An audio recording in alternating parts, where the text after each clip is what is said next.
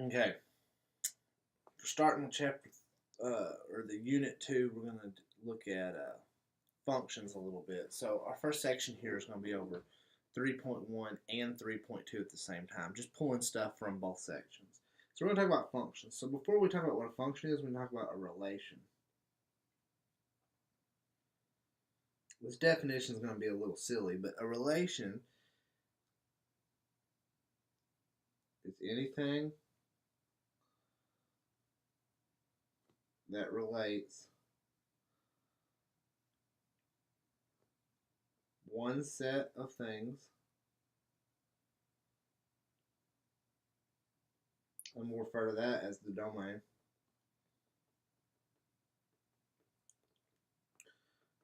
to another set of things.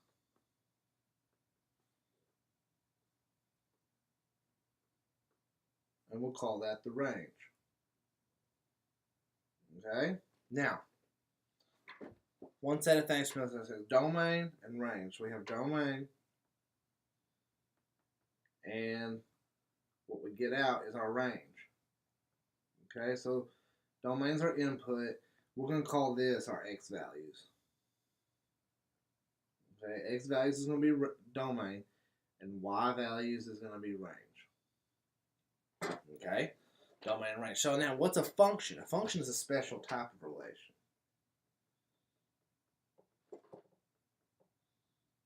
Function is a relation where each element of the domain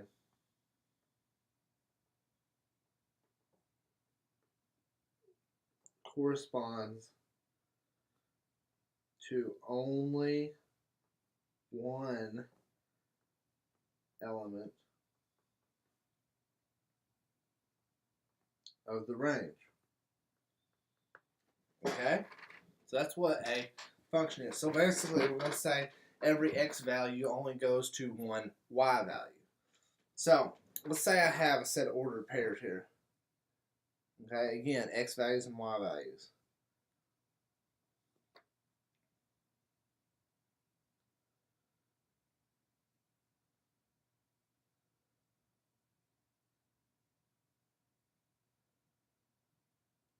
Okay, so if you look, I have my x values. And what I'm looking for, if we look at the definition of a function, it says every element of the domain, which is x values, corresponds to only one element of the range, the y values. So here we can see that I have 4 separate x values, and they correspond to 4 separate y values. So this guy is a function.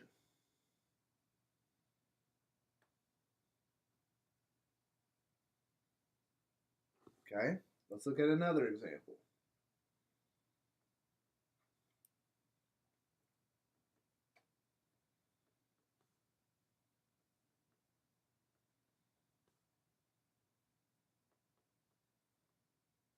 Okay, now this one we have 4 separate y value or x values, but here you see I have 2 y values that are the same. But by the definition of a function, it says each element of the domain corresponds to only one element of the range.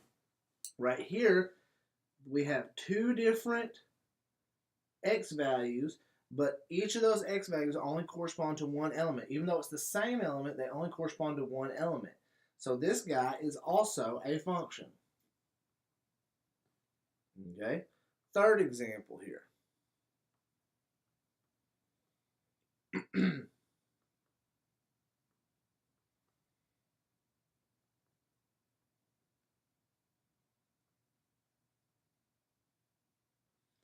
Here, you see that I have 2 x values that are the same. And you see that they go to 2 different y values. Because we have the same x value going to 2 different y values, that goes against the definition of a function. So this guy is not a function. Okay? Now, looking at a graph. If we want to look at a graph and determine something's function, we have something called the vertical line test.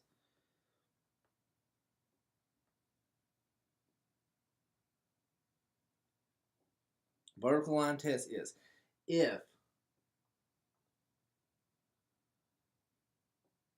a vertical line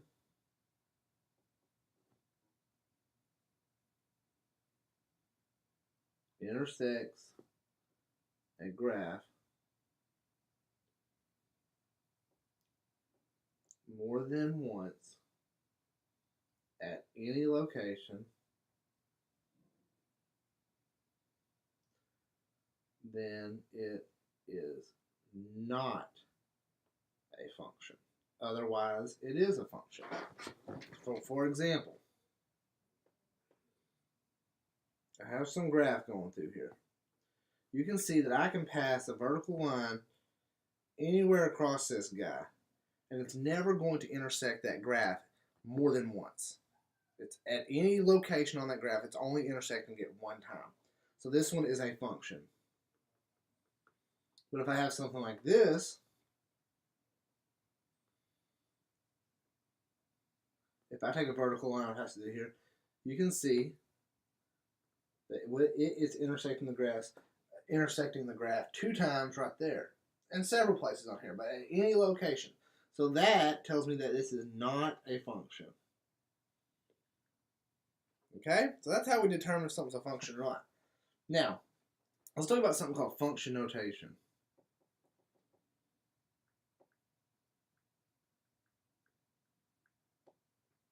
Okay, on function notation, in a nutshell, we're basically, instead of having y now, we're going to have this. And this is read as f of x. And that's short for function of x. And we do that because with functions, we're always plugging things in. So let's say I have this. Let's say I have y equals 2x plus 1. In function notation, it's going to be f of x equals 2x plus 1. And this makes it simpler on me for plugging things in, because anything in the parentheses, I plug into the function for x. So that's just going to be 3. F of 0, 2 times 0 plus 1, 1. F of, say, k, 2k plus 1. F of, say, n plus 1. It's going to be 2 times n plus 1 plus 1, which is 2n plus 2 plus 1, or 2n plus 3.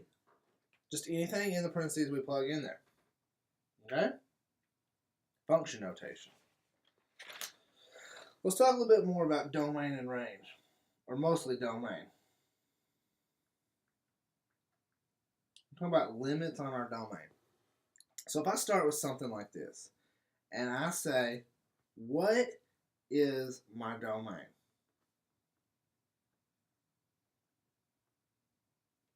What is my domain?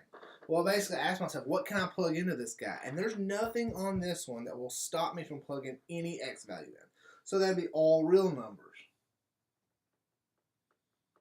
And in interval notation, that's from negative infinity to positive infinity. This is going to be our default right here.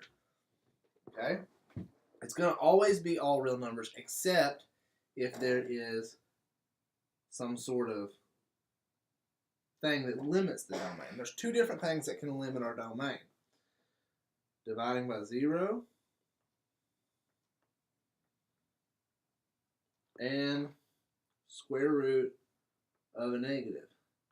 We cannot divide by 0, and we can't take square root of a negative. So for example, let's say I have f of x equals 2 over x plus 3. What's the domain? Well, we know, since we're dividing, that bottom part cannot equal 0. So if I solve that, we know that x cannot equal negative 3.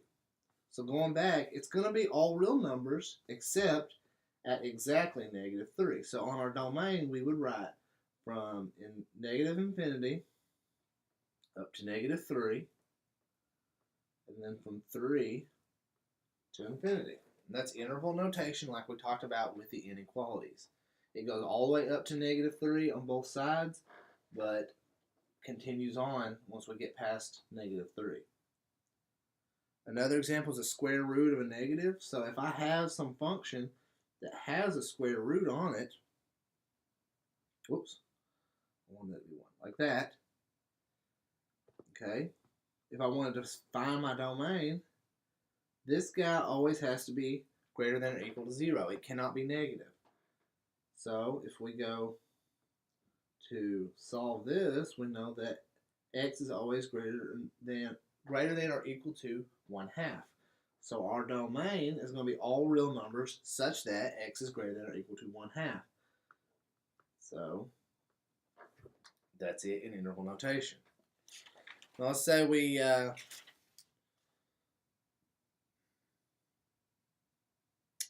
so we'll stop there. So that's our two different things that limit our domain. So we're going to stop there.